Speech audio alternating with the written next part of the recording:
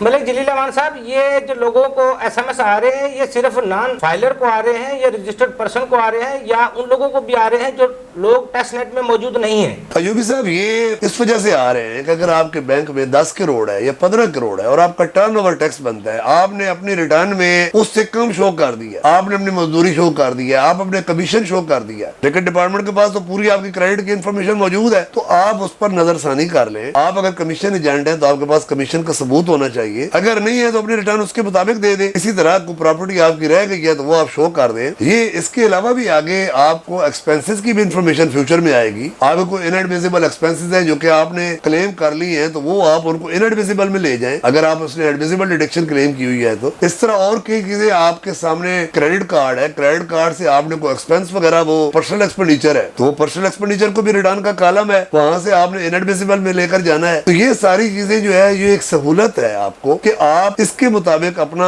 Record جو ہے وہ کریکٹ کر لیں اور ٹیکس دے دیں۔ اگر دیکھیں، اگر 10 کروڑ پر آپ کا ٹیکس بنتا ہے 4 لاکھ یا 5 لاکھ، میں ایک مثال لیتا ہوں کہ جس طرح ٹرن اوور ہے، کم از کم آپ نے 1.25 10 کروڑ سے اوپر دینا ہے۔ کمپنیز کا ہے کہ 1 کروڑ پر انہوں نے 1.25 دینا ہے، تو اس لحاظ سے دیکھیں تو جس کا 5 کروڑ کا بینک چلا ہے اس کو کم از کم جو ہے وہ 6 لاکھ جمع کروانا چاہیے۔ اسی طرح تاکہ ایڈیکویٹ انکم کا لفظ انہوں نے استعمال کیا نا آپ کے میسج میں، اس طرح 10 کروڑ سے اوپر جو ہے وہ آپ کو 12-13 لاکھ روپے ٹیکس دینا چاہیے۔ وہ ساری 10 کروڑ آپ کی انکم تو نہیں ہے، لیکن دیکھیں اگر 2% بھی آپ انکم بنائیں تو 20 لاکھ آپ کی انکم بنتی ہے۔ 10 کروڑ پر آپ جو ہے وہ 3% بنائیں، یعنی کہ یہ سیکٹوریل انالیسس بھی ہے۔ بعد آپ یہ دیکھیں کہ 121 میں بھی آپ چینجنگ لے کر آئے، بیسٹ ججمنٹ اسسمنٹ بھی اب آفیسر آپ کی کر سکتا ہے۔ پہلے یہ ہوتا تھا کہ پریزمپشن پر ٹیکس آفیسر لگاتے تھے، آپ اپیل میں جاتے تھے، وہ ٹیکس جا کر وہاں سے ختم ہو جاتا تھا۔ اب اس کو بھی انہوں نے کہا ہے کہ آپ اگر ایک سیکٹر میں کام کر رہے ہیں، وہاں کا بینچ مارک ریشو گنا جائے گا، آپ کا جی پی ریٹ دیکھیں گے کہ سیم سیکٹر کا وہ کتنا دے رہا ہے جی پی ریٹ، آپ کا net profit to turnover ratio دیکھیں گے،